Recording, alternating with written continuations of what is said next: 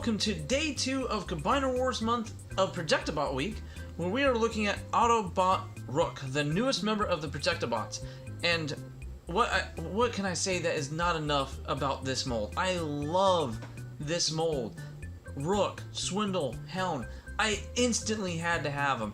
I'm usually kind of against buying cheap repaints like Hound when it comes to the molds, but it's just something with this line with certain molds where I just could not help myself to buy multiples of them. They did just enough to make them different, but at the same time you knew they were the same. Both Swindle and Hound are both Jeeps, so they both wear the mold, or the other version of the mold, very well, and you can just change their heads out. And the bad part is it fits both characters. There's even a slight retool in Hound where you can actually mount his gun inside of his shoulder, and that was I can't really say genius, but it was really smart for them to include that. And I love how they include like little touches like that, but not tell the fans, and it's the little secrets that the fans discover. But enough about other people who wear this mold. Let's talk about the Rooke himself, the party man. Oh, is it the party man? I'm not really sure. I'm not that far ahead in the comics. I'm sorry. But let's go ahead and look at the toy. I mean, I really do dig, and I do kind of dig the concept where we have an ambulance, an actual cop car, a fire rescue? I think it's a fire rescue. Yeah, he's a fire rescue. Helicopter, and of course we have a fire truck at the end, and it just makes more sense that he's a big, dumpy SWAT car. He fits in right in with the rest of the squad. Also makes more sense why Screws was downgraded to a Legends, because he kind of took a spot. And I can completely understand the level of that. I like that you can actually train and become more and have more members of Combiner team. I really do dig that concept. Because it really, I asked the question again in the last video, what would happen if one member would die off? Well, snap, we can't form this guy because it's one brain that's missing to make a complete brain. And I just dig that they can add more people and new members. And for my research, I found out there was even a 7th member, in toy form, I believe, because there was actually 4 other people. There's a 7th member called Medics.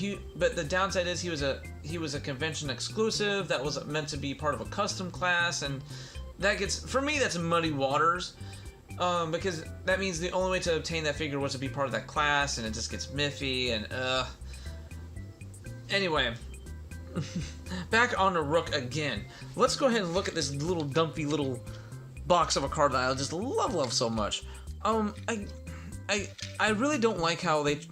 I mean, I kind of do dig that they actually molded the actual gap to help kind of share. You know, the gap from this wheel to the gap from this wheel is shared and molded in the other one, so it actually does match. But I wish they would just stayed in one spot. That way they would look uniform.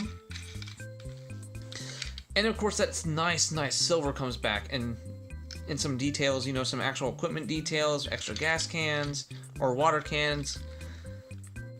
And the detailing on him is really, really nice. I mean, he has extra ports to mount some weapons everywhere.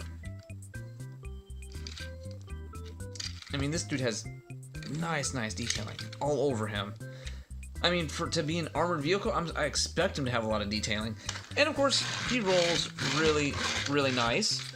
And he does come with accessories. He comes with the hand-foot gun, which this whole mold, this version, him in general can actually wear these, and he's one of the few molds where you want to give him more.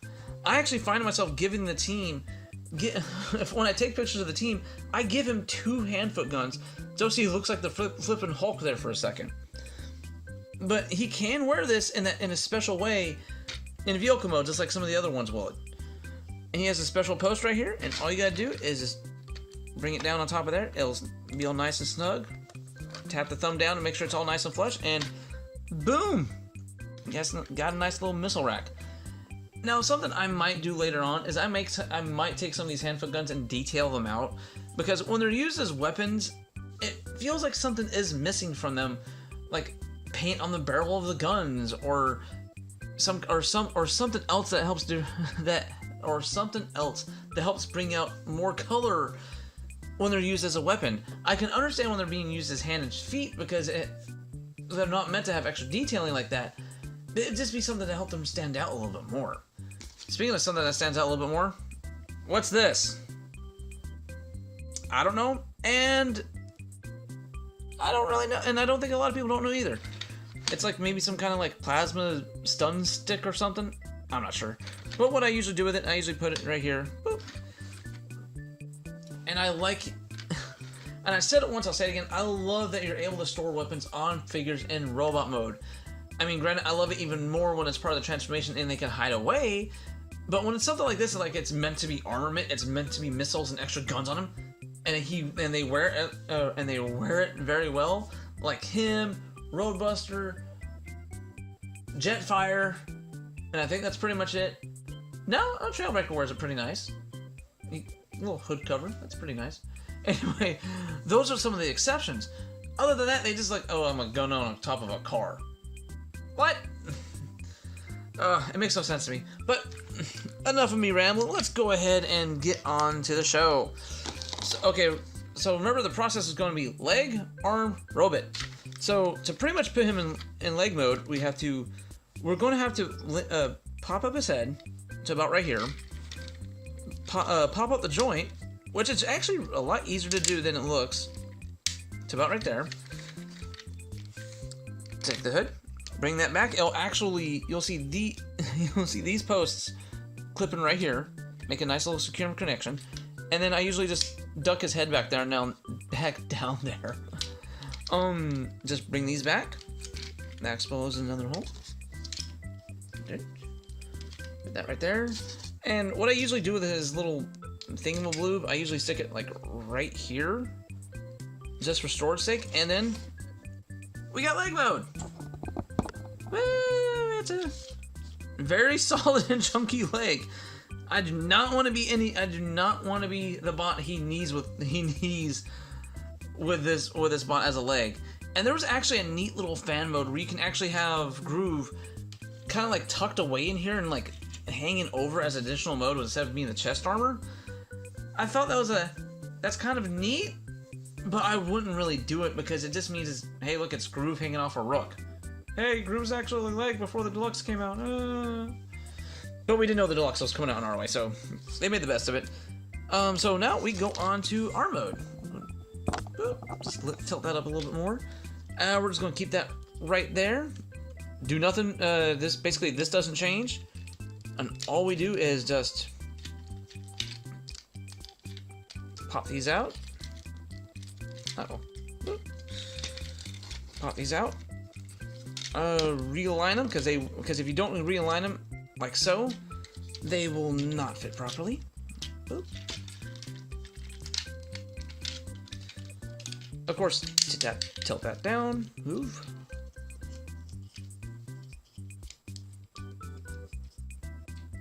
Boop, boop, and a boop. And there we have him as a right arm. And of course, just to have him as a left arm, we just twist that around, twist that around, and twist that around, and then we have him as a left arm. I just really wish we had another big doomfy mold like this to really show Protectobot giving Defensor some actual muscle, showing that he's not just there to protect, but he actually can actually defend himself, other than just trying to defend other people. You can kind of combo this with first aid. Because his mold is kind of a little bit blocky as well. But I just wish there was just one more of him in this combiner team to really muscle out Defensor and give him some solid frames. Well, with that being said, let's go to the robot mode. And all we really have to do is just pull that off, twist that around, separate the legs, push that down, pull up the head, twist it around, undo that, unpeg the arms, bring them forward, twist the forearms around, and oh my god, I love this mold so much. And there we have Rooke, one of the big shining highlights of the Combiner Wars line. And first and foremost, if you can't really tell, he has ankle tilts. That's one of the few things I would not expect from at least this version of the toy line. He has ankle tilts, and again, I think he does kind of need them. Now, going with everything that Rooke is when silhouette-wise, the only complaint I really have is the thin thighs, but that's a downside as part of the transformation. I just wish they were maybe just a little bit thicker, because this dude is meant to be big, beefy, a brute, meant to be crashing through walls and picking up people and running out. He's meant to have some streets, some speed, some strength. And just those thighs just makes it feel like he completely skipped leg day and he's just wearing flipping baseball pads down, not even baseball pads, football pads down there. Oh, but let's take a close-up look at him. He does. It doesn't help that he looks like he's wearing a football helmet either, or at least the face part of it. A nice silver-lined Autobot logo on his forehead, and haha, her. It does look like he's wearing a piece from a chess set. I dig it, guys. Some nice blue painting comes out on his chest. I really dig it.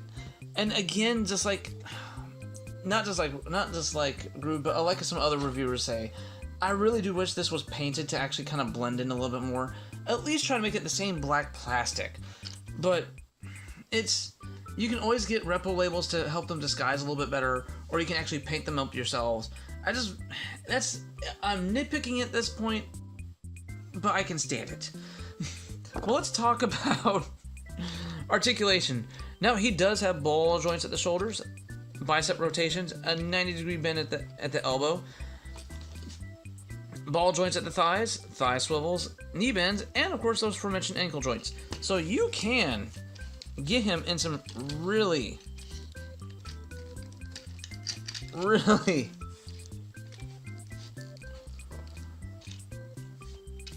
cool poses. And you can actually see him already. He doesn't have traditional fist holes. He has these weird, like, holes in his knuckles. But that just means he can actually wear his Combiner War fists. Of course, a lot of people in the fandom thought this was so cool. And of course, I thought it was really cool too. So what I usually do when I have them all displayed together, I usually give him Blade's other fist, because I don't really see him wearing it, because I want him to be lean, nimble, and not weighed down by a big gun. And of course, that's why this post is here, so you can just go ahead and just boop, hook that onto his other fist. I mean, I just really love how this figure turned out, and I really do love this mold.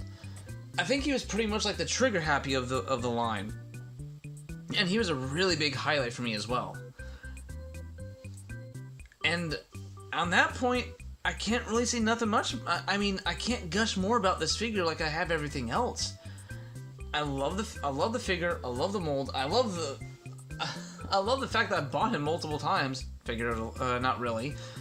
And I really do like him as a new addition to the Protectobot teams. Sometimes you do need to mix up team members.